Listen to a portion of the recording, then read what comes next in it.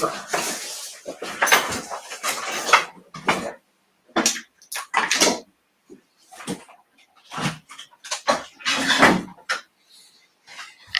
gotta make one adjustment. Hold on.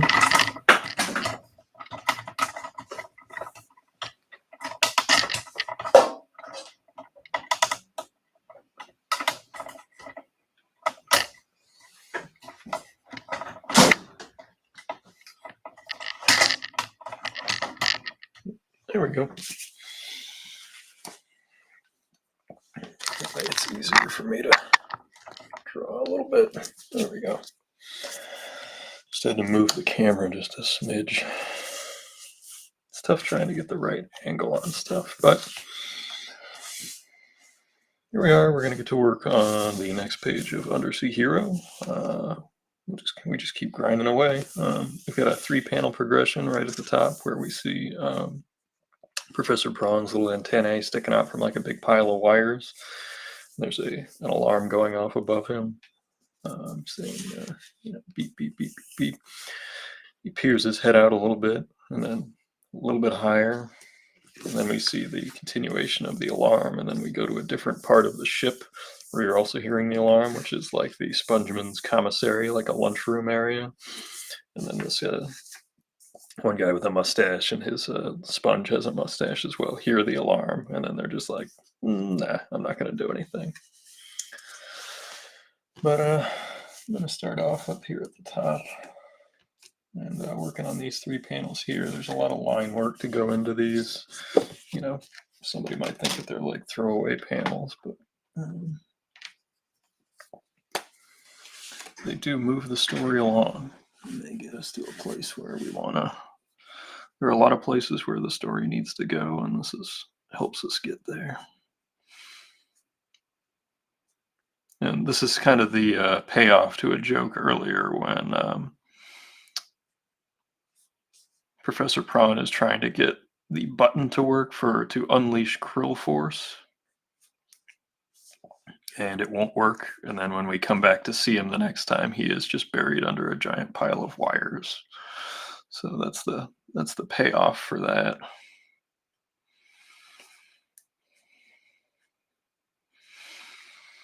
I promise it'll make more sense when they're all arranged in a book. Which, I'm working very hard to make happen. It's just taken longer than I ever would have liked. But I think people are going to like it when it's done.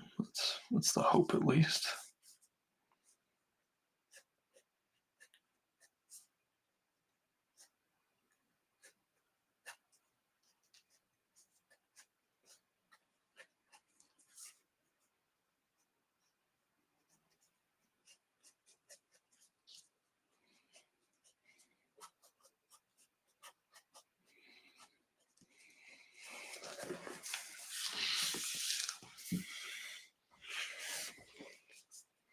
Pretty much just had to pick one place to start, and then pick that as, then I just kind of replicate it. I have to finish one, and then whether it's the first one or the last one, and then pick a midpoint, and then take it to the next point, and then move it forward. As far as like the movement of the wires and stuff, I think most people would just not color them in or not.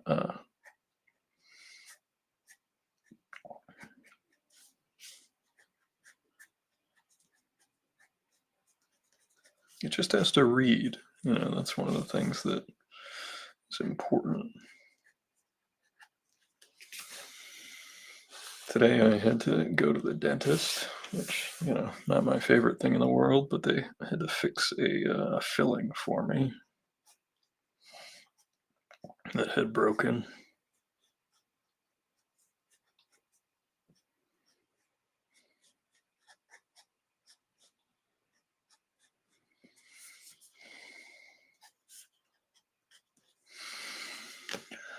Hope everybody's having a good night.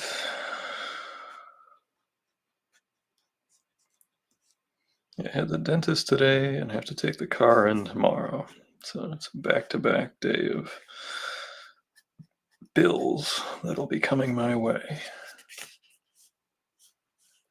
Hey, Michael. Oh, no worries. It was a fun time.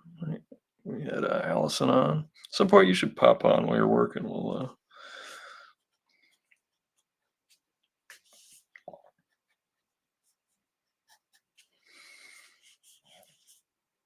work on something.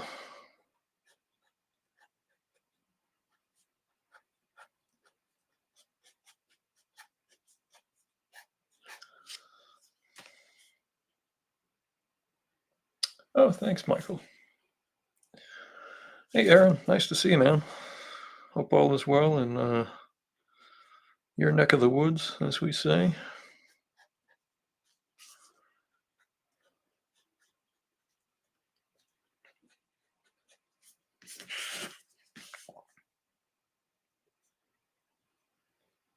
A little behind on my Conan reading, so I haven't popped into your Facebook group in a little bit. I've got like 3 or 4 issues in a stack on my desk over here that I got to catch up on reading. Just didn't want to see any spoilers.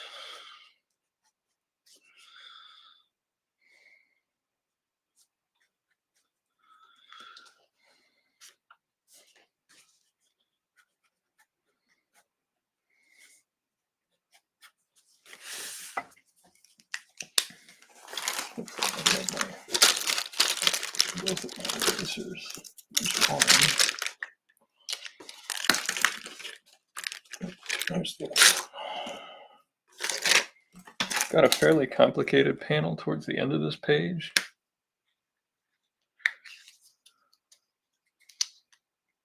Oh, thank you.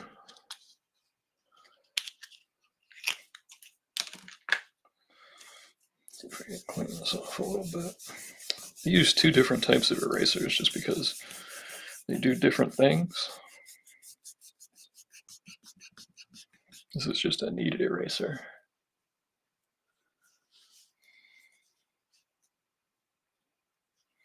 Hey, that sounds cool. Michael says he finished the digital pencils and lettering of his new comic, and it's been proofread and looked over. He plans on printing out the pages and inking and lettering them traditional. Well, that'll be fun. I always find that when I get the letters on the page, I get locked in. Like my focus gets more because you don't want to have to redo all that work, or you'd have to redraw the whole page and do all the lettering again. So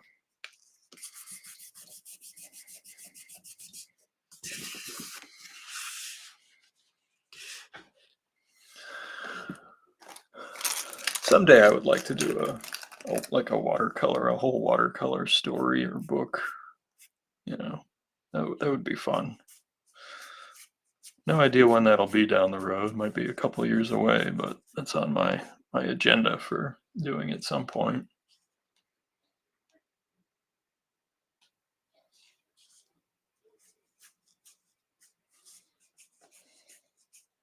Well, that's actually how I started doing comics as a kid. I actually just I didn't know back then that they how comics were colored. So like my thought was like, oh, they must just color right on the page with everything else with the lettering. So there's a bunch of like illustrated stories I did when I was a little kid, like at my parents' house. Like I did some Arthurian legends and stuff like that. Like things that I didn't really write, but they were like translations or they were I don't know adaptations is probably the best word. I didn't write any of those. They were just I definitely did a couple of different Arthurian legends, and that's the kind of thing I would love to do, when I get the time.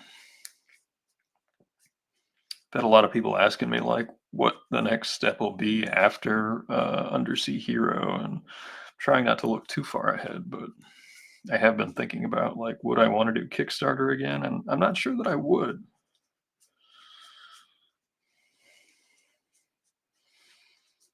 Considering going a different route with the future projects. And I'm glad it works for a bunch of people. I just honestly have not really enjoyed the experience to date. So,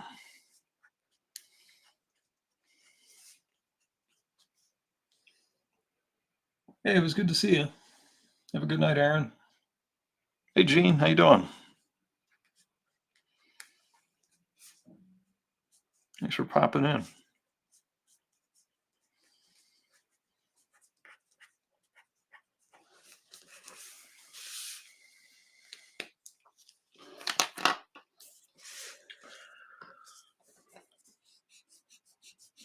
And this is a hard plastic eraser. I tend to use this second after the kneaded eraser because it will pull basically the rest of everything off. Oh, get a little bit of a smudge. That's annoying.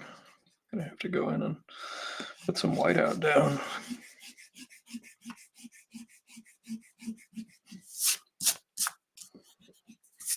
That's how it goes sometimes.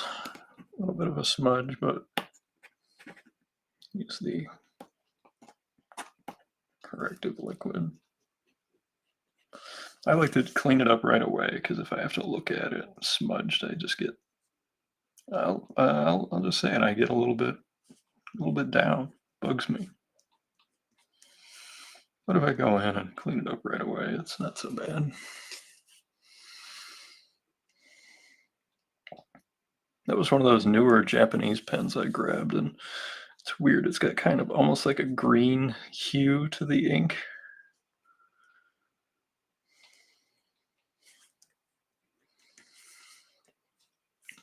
Clean that up. Yeah, it all smudged.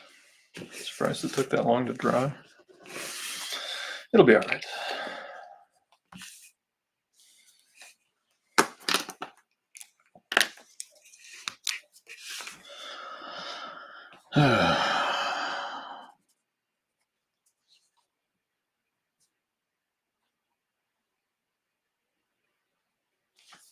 I enjoy drawing Professor Prawn because there's not the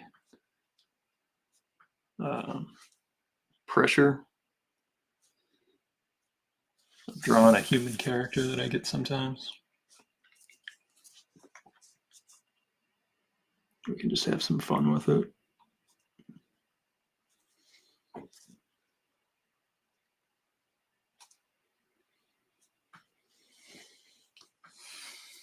Sometimes I have trouble. I'll lose my confidence when it comes to some of my drawing. And drawing a character like Professor Prawn's one of those things that can help pull me out of like a tailspin.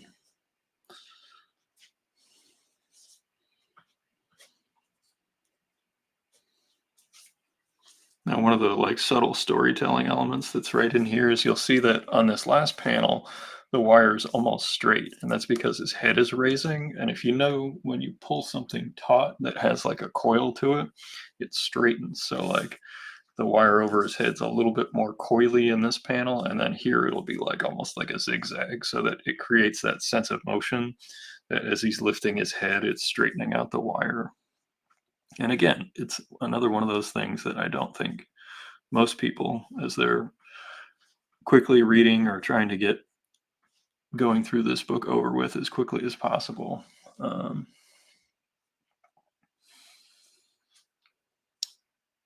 they may not even notice.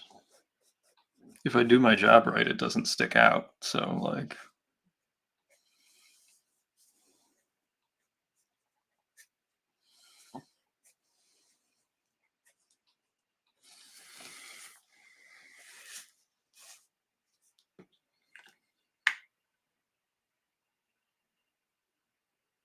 hey Gene, I also went to the dentist today, so we both went to the dentist.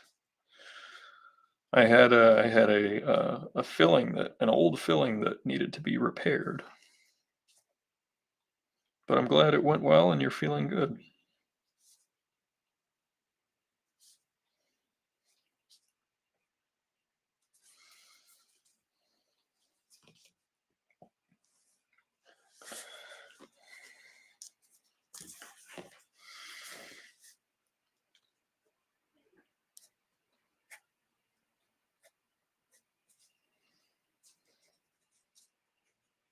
I won't lie, I'm a little nervous about this book getting out there. You know, even though people supported it and want to buy it and check it out, they still haven't read it. You know, so that's kind of one of the things that sits on my mind when I'm trying to work on these pages at home. Kind of can be counter to, the confidence that's needed to finish a page.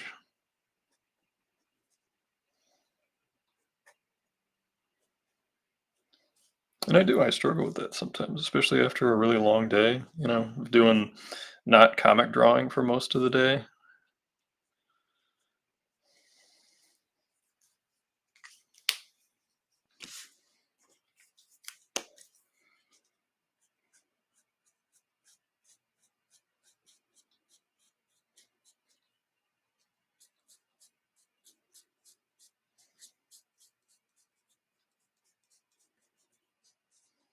Also, the next thing you see when he's lifting his head up, I gotta put a little more fuzziness in his hair. His hair's sitting down a little bit more, like it's bent down a little bit more. And then when he lifts up, it opens up a little bit more. So, like, there's that animated movement.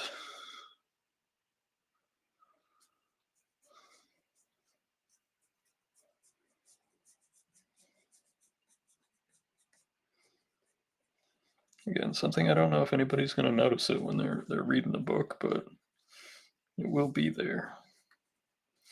Now you'll notice that there are some that I have little bands on, these little lines, these little wires. Those are ones that you're going to see me color differently when we throw down the color. So like there'll be a lot of like cool colors underneath, like blues and greens, and then these will either be yellow or magenta, so they stick right out. And one thing that we learned from the preview pages of Undersea Hero is that the correlator ship, there's a lot of purples and a lot of gold. Like those are the two primary colors of the ship. So that's what a lot of the backgrounds are when it's one full color. It could be a purple hue or it could be a gold.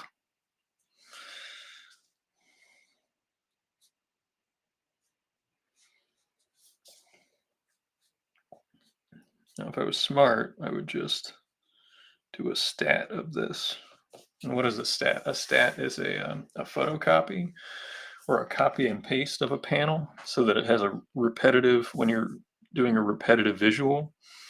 And I could basically just cut out everything except this wire here, copy and paste. But especially because many of these pages were bought by people without having seen them, I don't want anybody to feel like they didn't get their money's worth on a page. So I'm going to go in and draw everything so that when it's arrives at their house, it's as close to the published page as I can get it.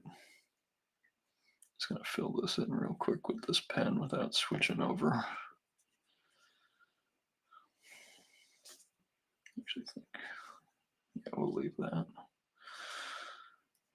We're going to color that in because we don't want the shadow to not be there. There we go.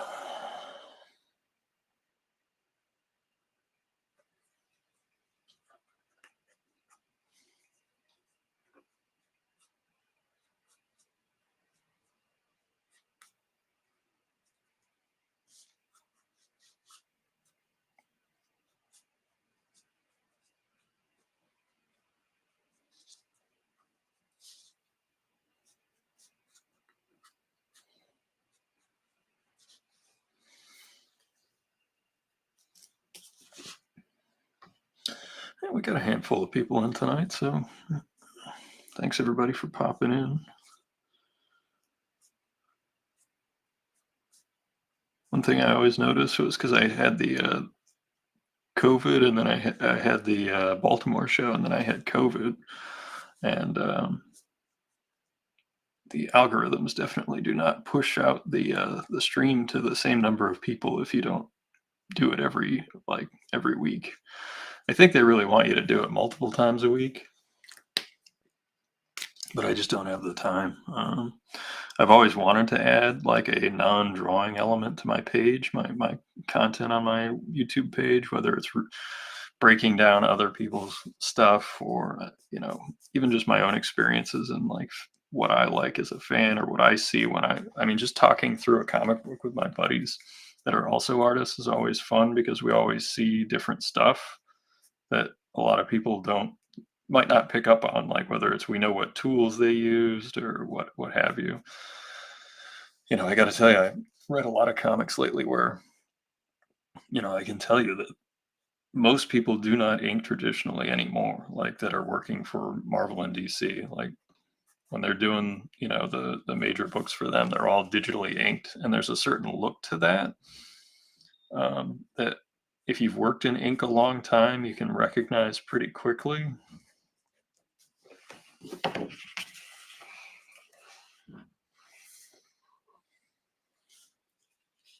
There's a softness to it. It looks like mimicry at times, and then there's like because it's not actually there's a sameness to everything for the lines, and then even when they use like a spatter tool, there is just a uniform quality to it. Um, and I understand that's what some people strive for. They want like the cleanest, smoothest everything for their work, and you know, as you can see from me, that is clearly not the end game for my work. At least my artwork's never been all that clean. Even going back to when I was a little kid, it's changed over time. I've certainly added different tools to my arsenal, um, different techniques, different all sorts of things, but it's never been particularly clean.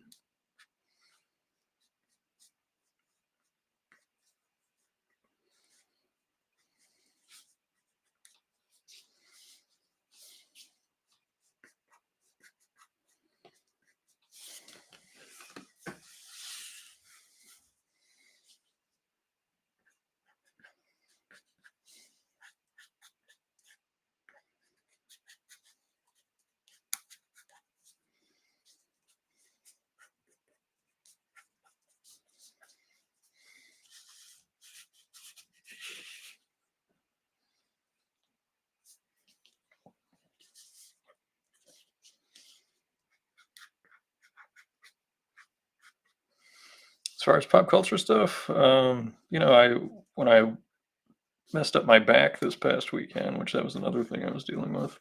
Um, I just kind of laid low, did some drawing, and watched some movies. Um, I watched the most recent Ghostbusters movie. I hadn't seen that. Was it Frozen Empire? People didn't say much about it when it came out. Thought it was okay. I have seen much worse movies in my day. Excuse me.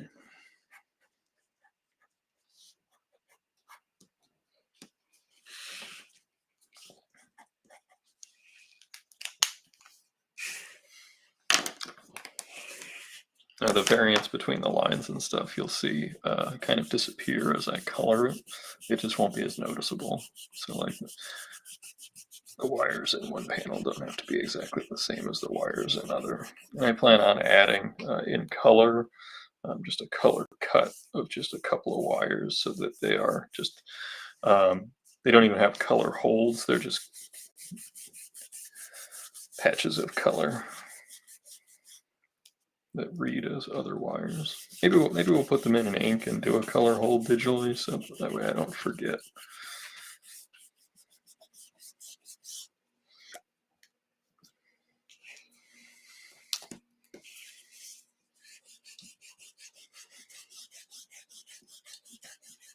I'm at that stage on this book where it's just like I'm just doing labor. It doesn't mean I'm not focusing and I'm not executing. It's just that it's now like looking at the different elements of the book very, I don't know, clinically. Get to that point in the creative process where you've spent so much time in that world and doing stuff that it's just like, okay, this needs to be this needs to go here.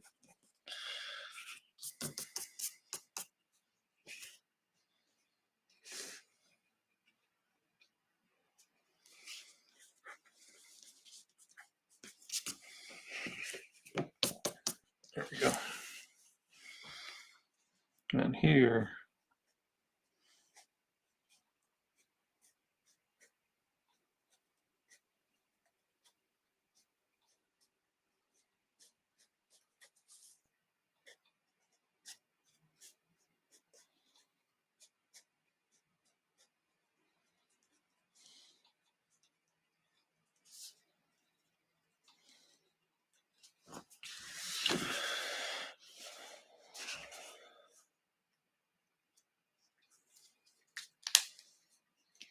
And I'm sure there will be people that say, "Oh, that wire is not exactly the same as that." But I've never been a comic book reader of that level of minutia, so I don't know. I've never had that shared experience.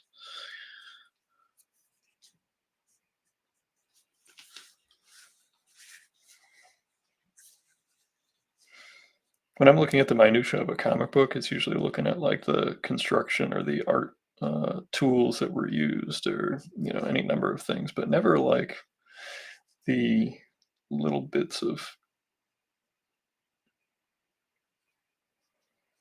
I don't know what the right word is, like the debris. I mean, because this isn't like a consistency in a costume or something. This is just a pile of wires that's actually moving. So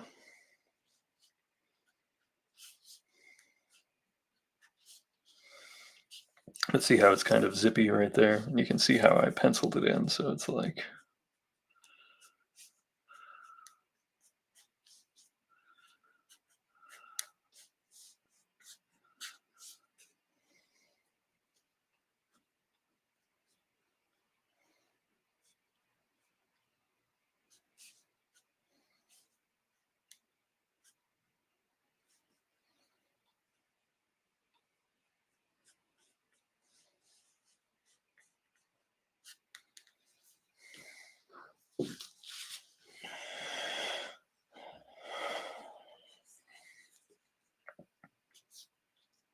let me just go back in and add more portions of wires.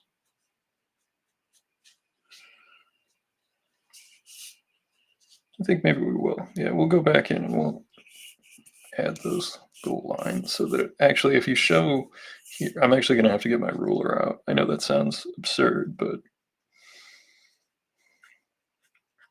oh, you're just drawing three wires hanging from the roof. Why does that need a thing? Because it's part of what you're measuring the motion against. Like if the wire is here, here, and here, it's going to enhance his motion.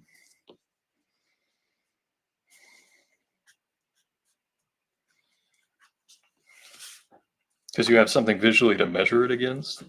We do have the bottom, which is like, if you follow this along, you can see where he.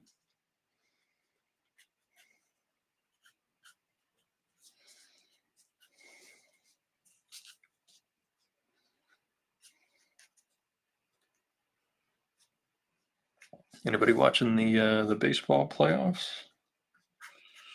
Just happy to see the Guardians made it to the AL championship. Longest tenured franchise without a championship in Major League Baseball.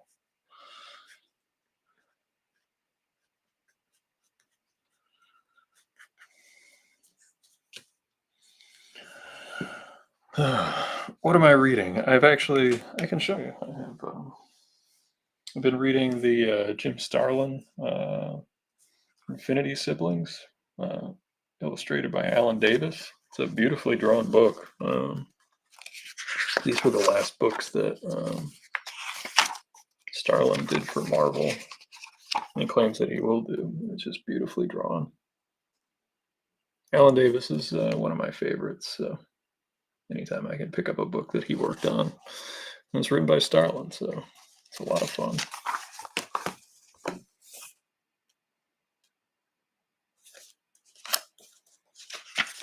So, if you like the outer space sci-fi stuff, I would recommend it.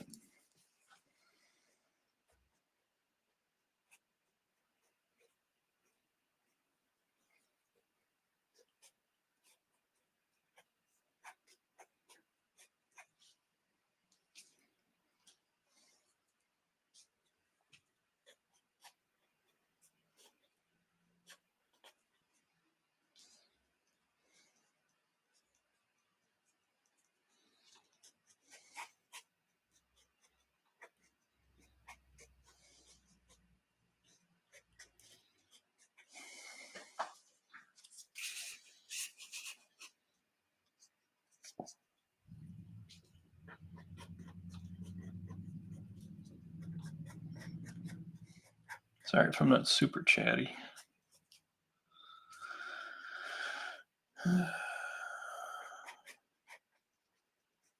Trying to find the chutzpah, as it were.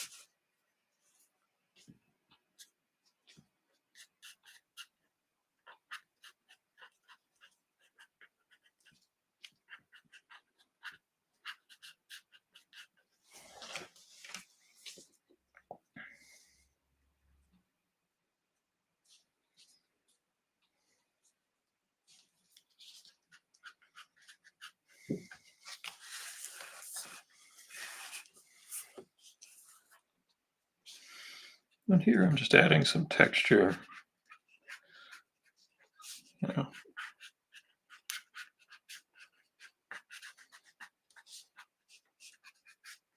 doesn't have to be direct, doesn't have to be too concise. Because when it's colored in, it will read as a pile of wires that he's emerging from. That's all I need.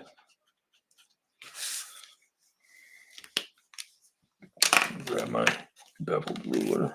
Let's just add a simple line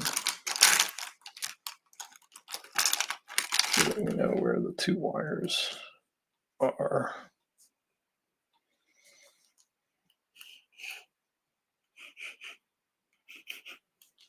And the next one is a ½ inch above that. Okay.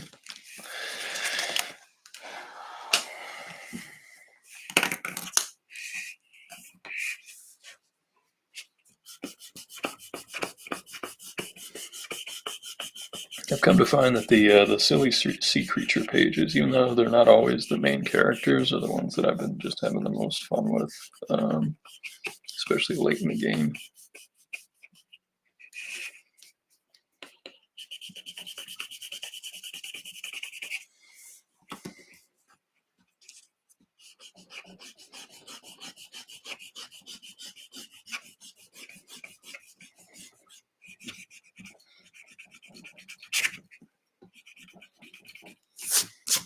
Sometimes one eraser works better than the other on some of the different pencil lines. And I'm always amazed that there's always occasionally like these one or two lines that will just, I even have an electric eraser I've tried to carve the stuff off of it where it'll like basically rip the surface of the paper off, and it does not remove the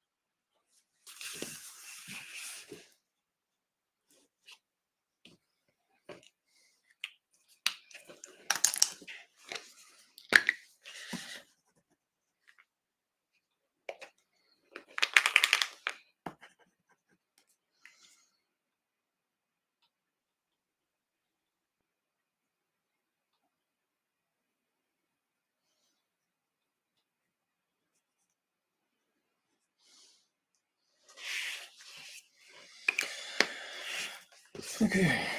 And then I always like to take the brush pen and just give us some less uniform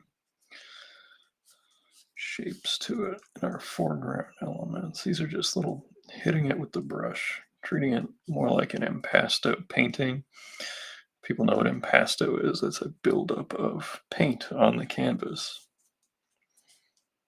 Now, ink is flat, but you can build up your tonality. Do the Pentel correction pens turn yellow over time? I've got some that I did back in college and they still look the same. Like it's not exactly a pure white. There's a tiny bit of like a creaminess to it, but I've not had an archival problem.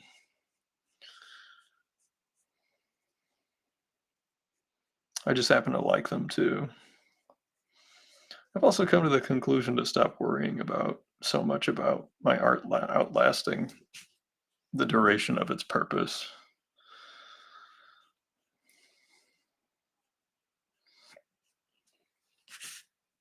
I don't know. I've just become less concerned with that.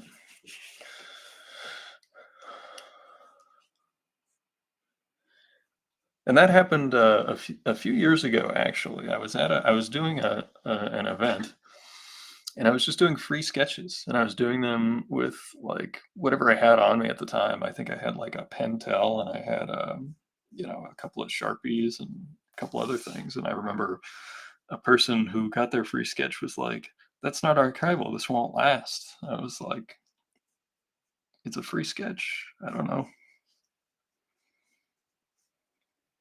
This is where I just kind of go with my gut and add some extra little bits here and there where I think it can help.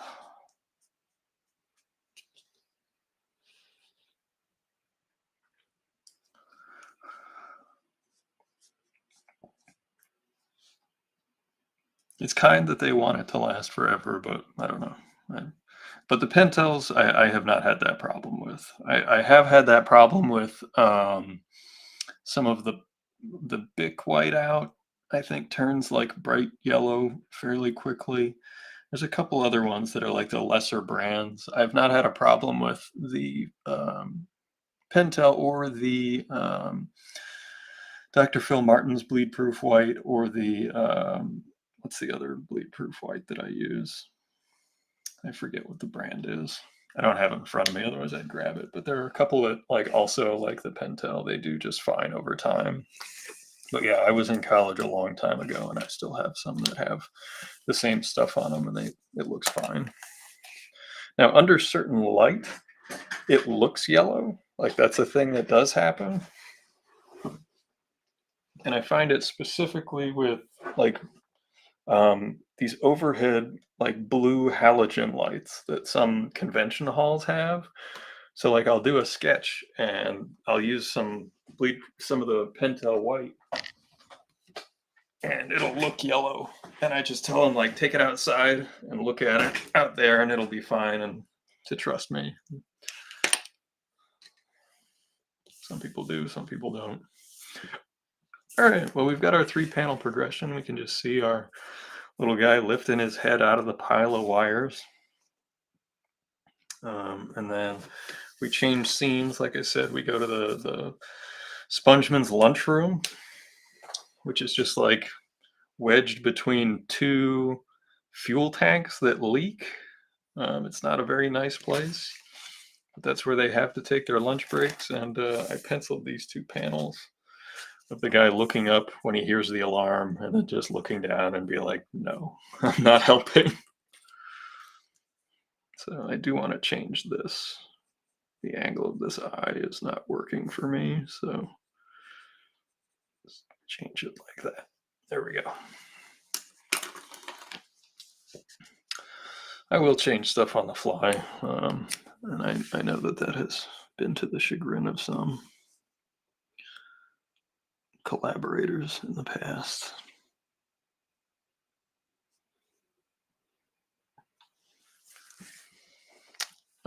This spongeman has a sponge on his head, and like I said, how the sponges tend to pantomime whatever the host, the person is doing. This one actually grew a mustache as best he could to look like his host. I just thought that was a fun visual gag and way to keep that going.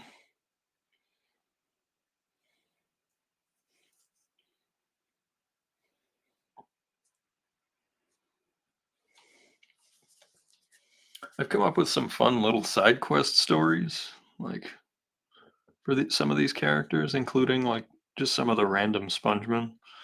Um,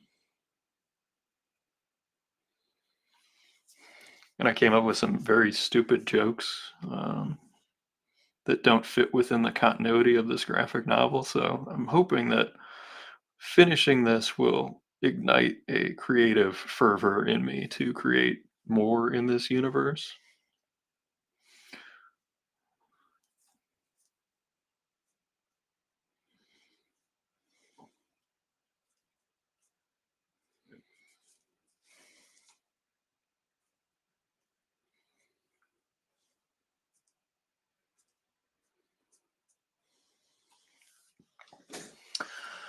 As many people who have been to the beach or been to an aquarium probably know, is that when you look at an actual sea sponge, they don't have any eyes. Like they are just like they look like a more like a vegetable than an animal. But in order to translate to comics, like what I didn't think it would be as funny or as easily understood to just have like what looks like a vegetable on top of their heads. Um, so I decided to exaggerate it, and that's why I added like the eyes and the facial expressions and stuff, because it's the easiest way to get someone to identify with the character is to give it some sort of face.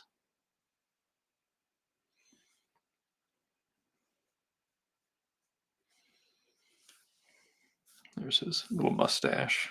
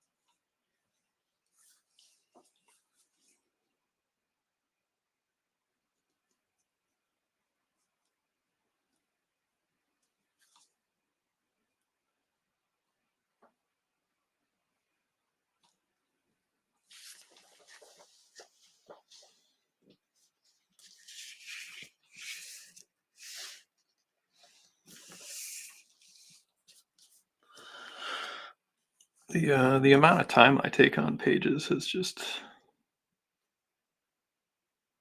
pretty much remained constant. You know, I would say that it just depends on what's going on in the story as to really drives how long these pages take. Page like this, I can pencil it in 4 or 5 hours.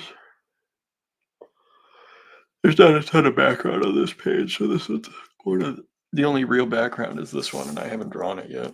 I've roughed it out. You can see my horizon line and where the figure walks in, where this guy walks in.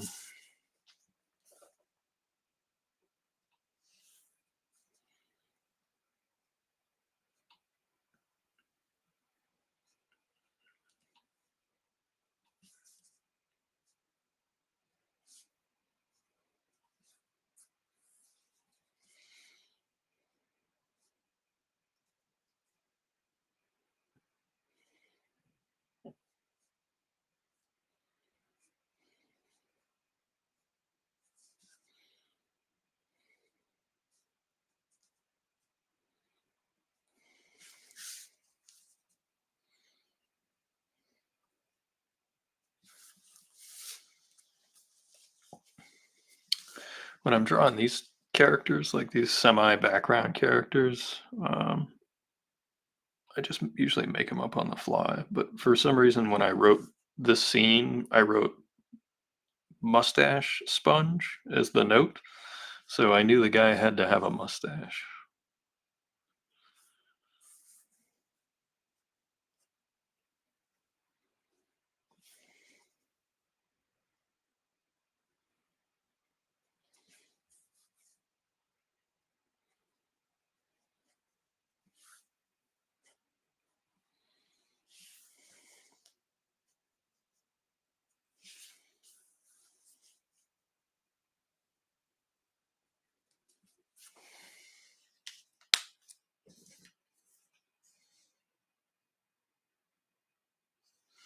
Michael says he's worried about his inking job. Well, the only word of advice I give people, like, because I used to hate inking. I used to hate it when I was a kid, and it was because I thought it was something different than drawing. I thought it was like, oh well, you have to do all these sleek lines, and it has to be. No, once I started thinking of it in terms of it's just a continuation, it's a of the drawing process, rather than trying to think of it as like, I'm one of those inkers like Scott Williams or someone that has to do these super sharp lines and things like that. That's just not me. And when I stopped thinking of it as something separate from drawing, which is what I thought inking was for a long time, um, it just sort of fell into place at that point, and I really started to enjoy it because I knew that from that point on, it was just just drawing. Um, and there was just a comfort for me in that. I don't know if that would help you any, but like just thinking like, okay, just like when you're penciling, like you have to do this structure and this structure and this and this and this, and you have a process that you have worked through many, many times. And I'm not saying that any of us have perfected our drawing process. It's always a work in progress, but like there is a comfort in knowing that if I do this, this, and this, I'm going to end up with this. And I just added that to my inking thought. So my approach was then, okay, if I want it to look like this, I then have to do these steps. It would mess me up. It really would. Thinking about it as like, oh, Terry Austin probably thinks of it. No, I have no idea how Terry Austin thinks about it. And I've read articles where he's talked about inking. And it's just like, I don't know why I thought of it as like this mechanical thing that I had to do, like, I don't know, where it was like polishing the drawing instead of finishing the drawing.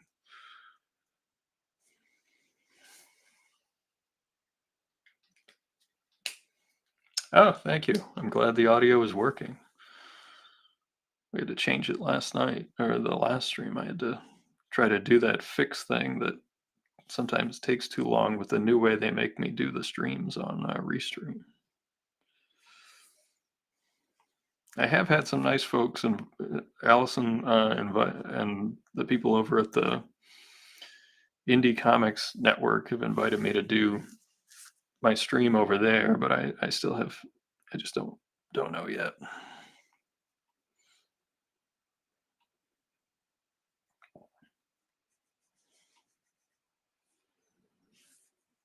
I did find out that over on the Cape, there's a group of comic artists that get together every now and again, and I'm hoping to hop out and meet with them during one of their meetings.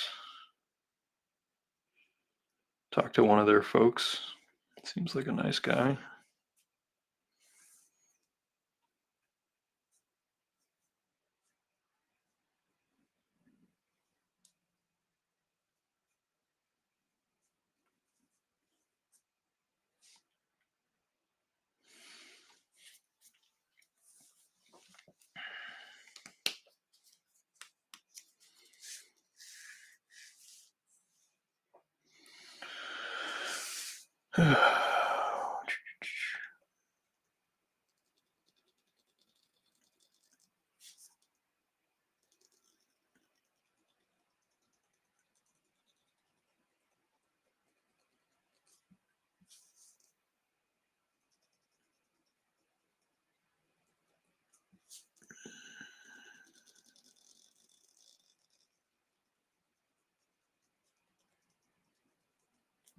I've talked about it before. When it comes to the masks, I didn't want to have to fight with the structure of the mask over and over again. So what I did was is I actually this was just another one of those like trying to make it easier on myself fixes. Is like I just ignore where the little nose piece is supposed to go. Like if you've ever worn a mask and snorkel, um, you know that there's like a little thing that holds your nose, especially with the old little round ones. I don't even know if they make these anymore. Probably not. Tells you how old I am. There we go. I'm gonna add that little bit there. And let's get our little brush pen out. Oh, I don't know if I really did anything different other than I didn't close one of the windows. I don't know. Maybe our internet's just working better tonight too, which is possible. So what happens when you can only afford the cheap internet. I'm referring to myself. I'm not referring to anyone else.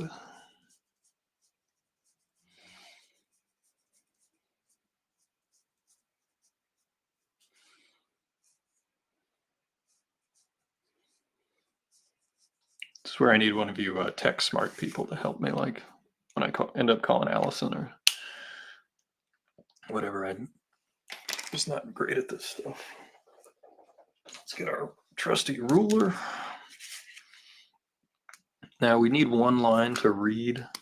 Um, is perpendicular, so we're gonna take it in so that it's the same on both panels. Go like this.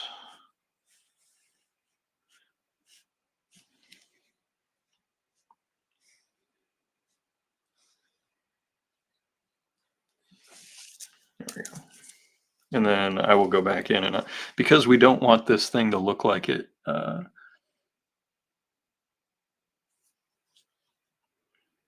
Oh, thanks. Um, we actually want this thing to look like it's in rough shape. So I'm just going to draw the rest by hand because they can be like a little wacky, like the angles of stuff. We're going to draw like some stuff leaking out of the tanks.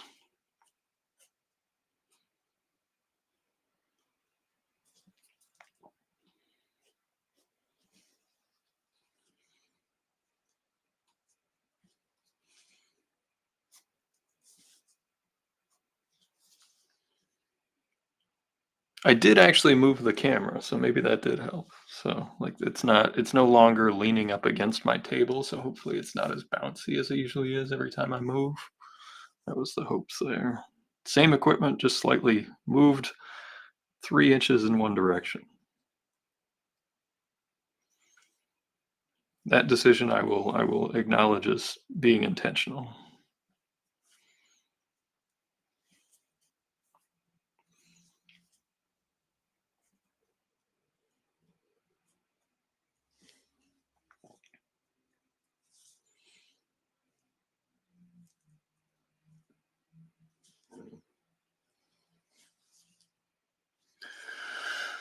I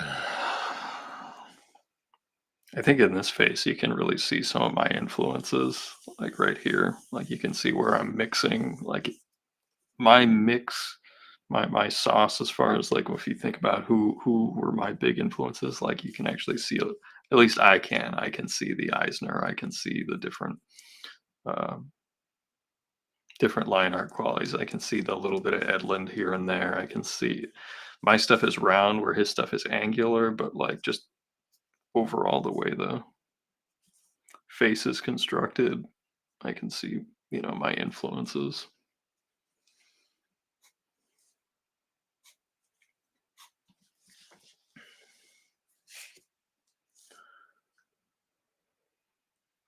Well, Michael, if you ever get up the nerve, I'd love to have you on some night, and you can just tell us about your drawing process, and we can have a conversation. So, open invitation, just like just like Allison has. Whenever she wants to pop on, she's always welcome. Thing of it being, though, she usually has her um, what you call it, D&D night tonight. So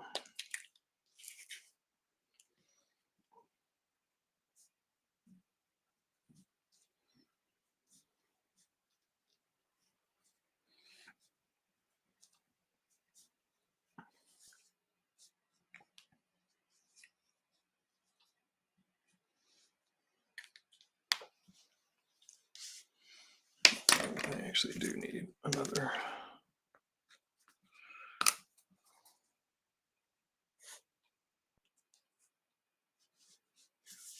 How we match that is we go down like this. Because we have a beveled ruler, we can see the grid underneath, so we can actually match so that this line is parallel. And we need it down about that far. Yeah, we look good there. A little further, maybe. There we go.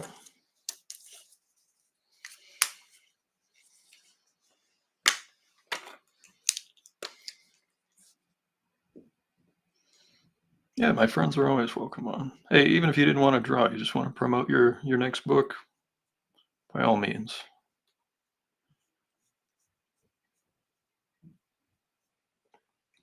I did have someone message me. They were like, "Hey, put me on your stream, put me on your stream," and it was somebody I'd never met before. And I just asked them like, why? They're like, "I want to promote my book," and I was like, "Well, I don't really know you, so um, if you could like send me to a link to your website or whatever, I can check out your work first." And they like kind of got mad at me for even asking that much, so that did not happen. But my friends, people I know, welcome to come on at any time.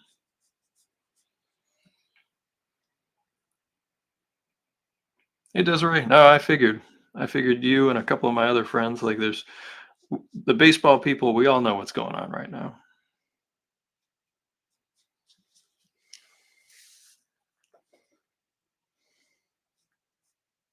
I was sad to see Cleveland lost to the Yankees the last game I watched, but you know, glad they're in the championship series.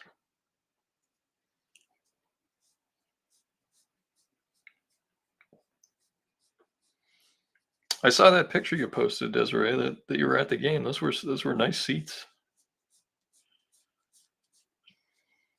I've never actually been to a playoff baseball game. Never been.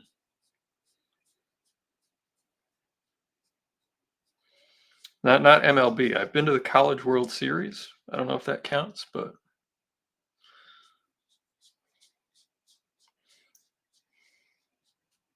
I mean, you were at the game. That's awesome.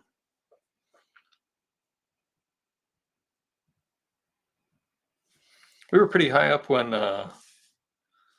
Jeff and I went to the Baltimore Orioles game during the Baltimore show, but we had a great time.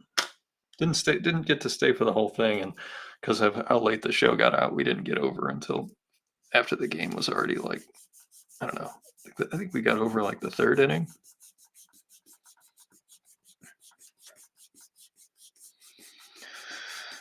But I was a little hangry when I got there. That was the one problem. I believe it. If you're at a playoff game and your team's in it, it's got to be stressful. You're vested. You want the team to win.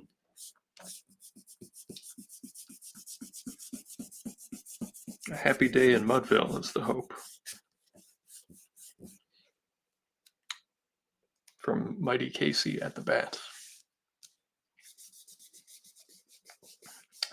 Some people don't know, and they're fun to check out, and it's something that I've actually wanted to do. Is that Will Eisner actually created some baseball comics back many years ago in the golden age. I actually always wanted to do some baseball comics, and it would tell some stories of my time playing, in high school and in college. Things I learned, things I saw, some of the stuff that like people don't like to talk about, um, and some of the really wonderful things that came out of it. Yeah, Shohei. I mean, what else is left? I mean, he's got He's got at least one MVP. Does he have a Cy Young too? He has an MVP and a Cy Young award, and if he gets his, World Series ring, and look, I when it comes to the Dodgers, I will always be a fan of Mookie. So always happy to see Mookie win.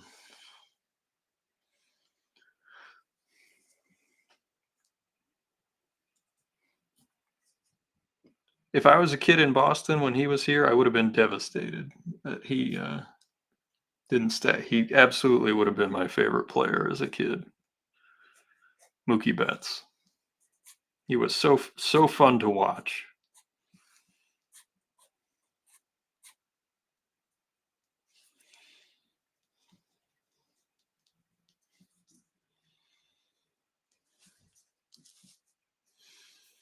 Only a handful of us baseball fans in comics, though. Ron Mars, big Mets fan, so his team's miraculously still, hanging in there. Francisco Lindor, he's a good player. I like to root for him.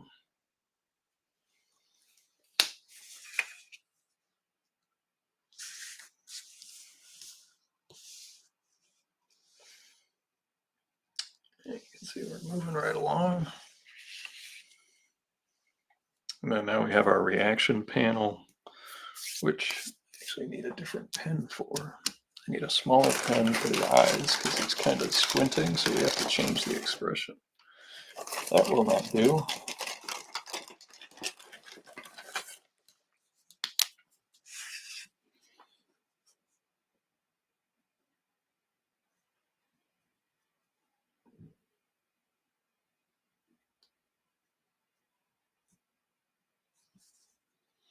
Little subtleties change the expression greatly.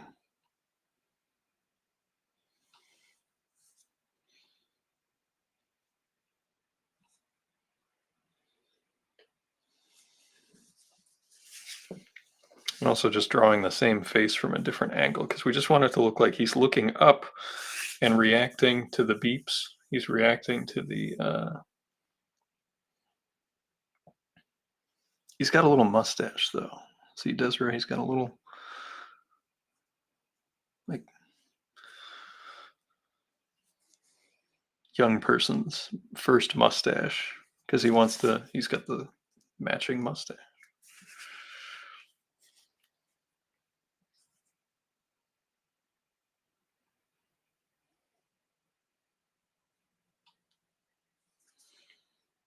I don't know if you guys have heard, but my friend Craig Russo is drawing the new Herculoids comic book, which, if you like the old Hanna-Barbera stuff, you're in for a treat because he is such a big fan of that stuff. And he and Tom Snigoski are going to have a heck of a comic book there.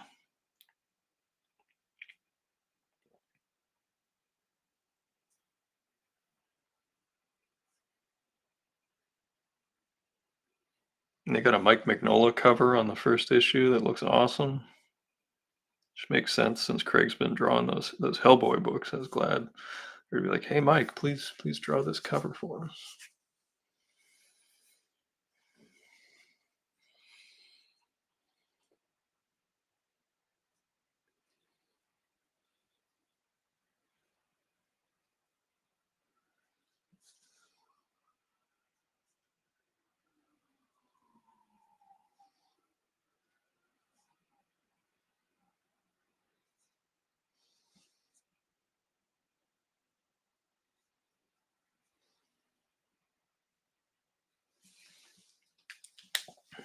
Go.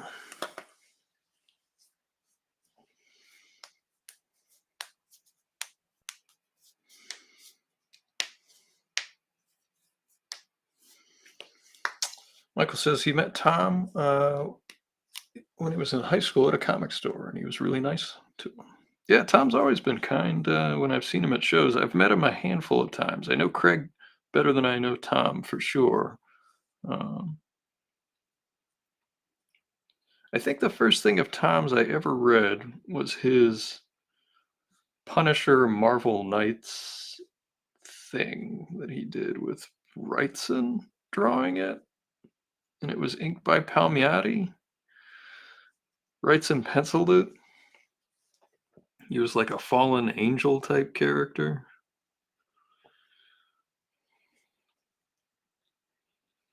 which was definitely a thing in the 90s, like the fallen angel story character.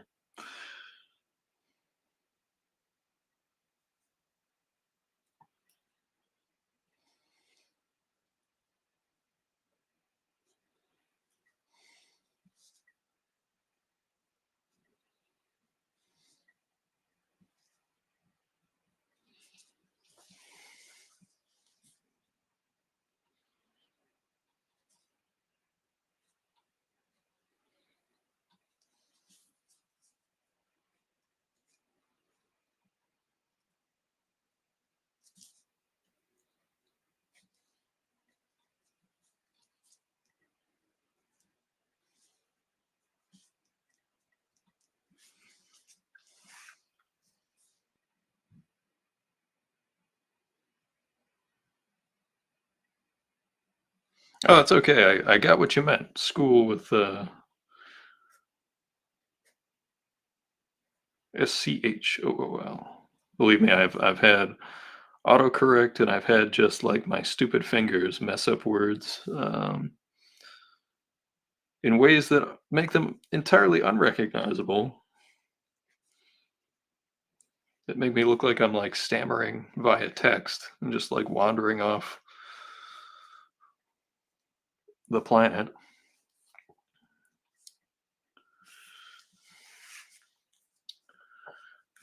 Thinking we're gonna ink this face and then we're gonna ink this character and then that'll be it for the evening. Another thing I've learned on these streams over the years, and it took me a long time to learn it, is that I used to force myself to do 2 hours like every week. And some people like that. Some people would hang out for the whole 2 hours, but man, it took it out of me. I try to cap it at a max of an hour and a half. And if there's an earlier breaking point, I let myself stop. Like there have been plenty of times, where I was like forcing myself to just keep working just to fill the time. And the work suffered. I got tired. It was not a. Oh, I forgot to do the little glass texture. There we go.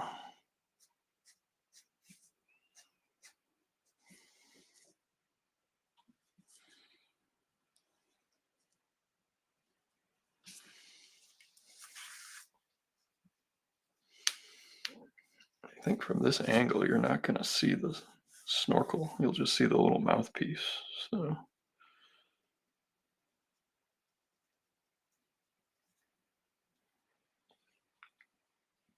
what am I going to do after this? I always have to pack stuff for the next day because I got work to do. So I do that. And then I just read a comic or watch a little TV and try to relax for the rest of the night.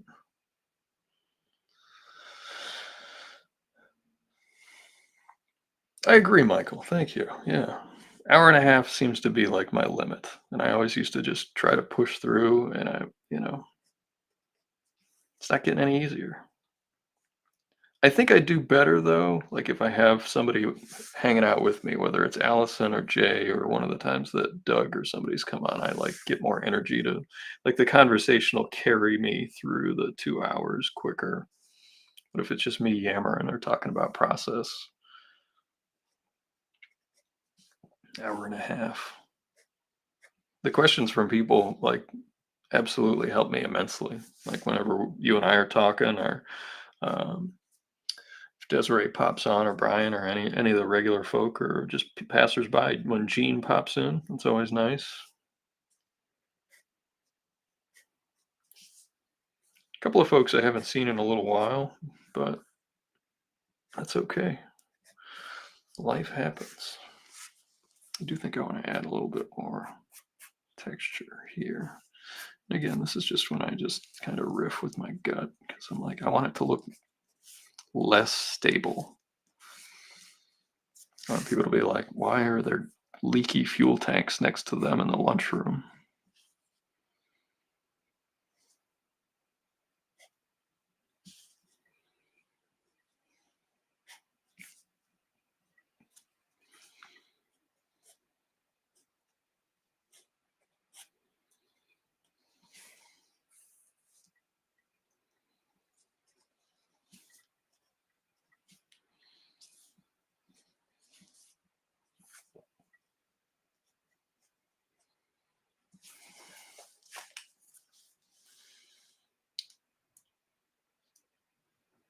Absolutely. I think if I were to keep if I were to make a an official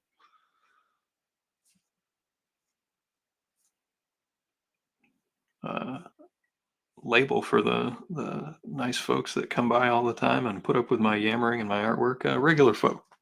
We'll put the we'll start making the t-shirts. Live drawing regular folk.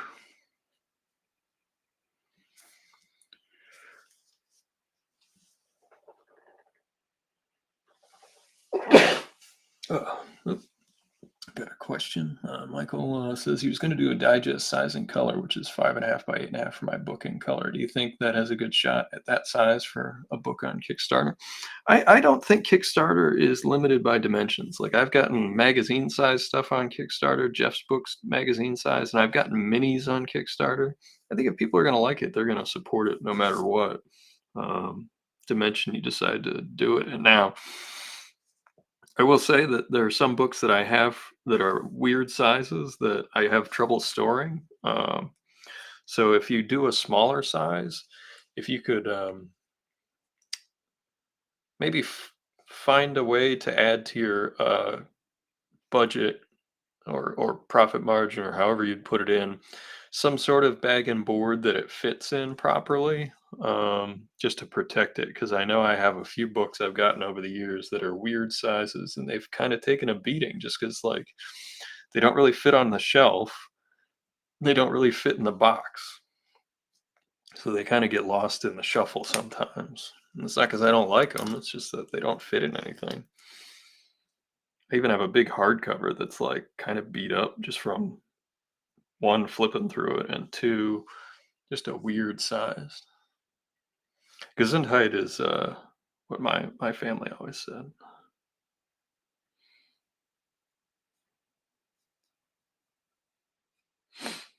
I say it to other people and they don't know what it means. So sometimes I do start off with the bless you as just a overall sneeze decorum extrapolary.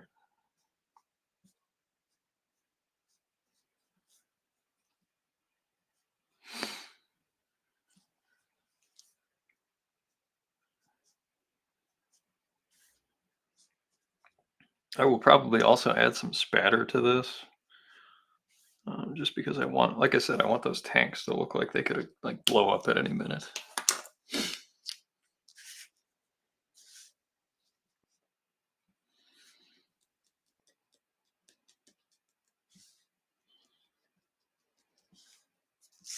I do want to add just a couple of streaks like that. You'll find out why, because that'll be where the crummy lamp. There's of course got to be like the buzzing light.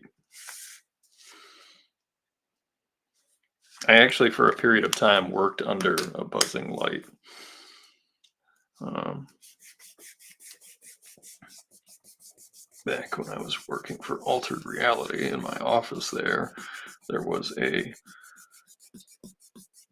copy machine, and anytime anybody printed anything on the copy machine, the light above me buzzed because of the crummy wiring in the building.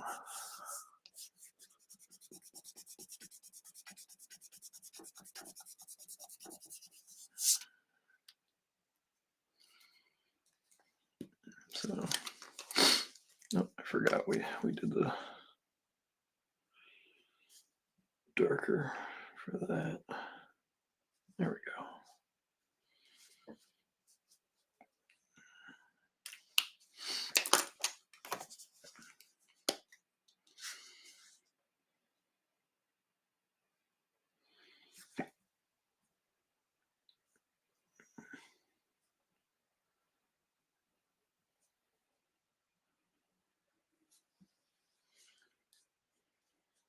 I do like his little mustache. He's got that little.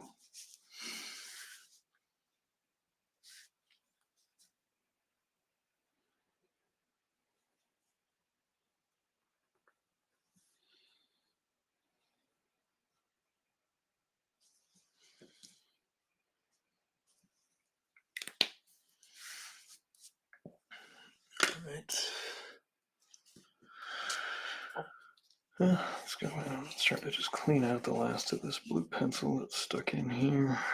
There's a little bit there I can't get rid of. And sometimes this happens when the plastic eraser starts to get stale. And I know that sounds crazy, but I think these white plastic erasers do get stale. So like my next one, I'm going to put in a plastic bag and just see if that extends the life of it as far as its erasability goes. Put it in a crisper. I don't know if anybody ever had their grandmother or relative that had a crisper that they thought kept chips and things fresh longer, or in actuality, they just kind of warmed them up.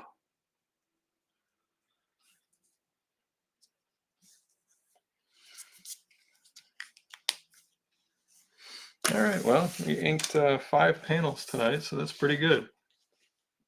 There's our 3-panel progression of Professor Prawn lifting his head out of the pile of wires as the alarm is going off. And then I still need to do this panel. This is the establishing shot for this inset 2-panel progression where we see him reacting to the same alarm and then being like, I'm on break, and then looking down and being not willing to help. So we will finish this panel. Hopefully, this panel, because it's complex, might take 2 evenings, but we'll get it done this week. I did finish the last page. I haven't posted that one yet, but I will probably just take a picture of both of them when they're both done. So thanks everybody for coming out tonight. I hope everybody has a wonderful week, and thanks for hanging out, Mike, Desiree, everybody, and hope you have a great weekend. I'll see you next week. Good night.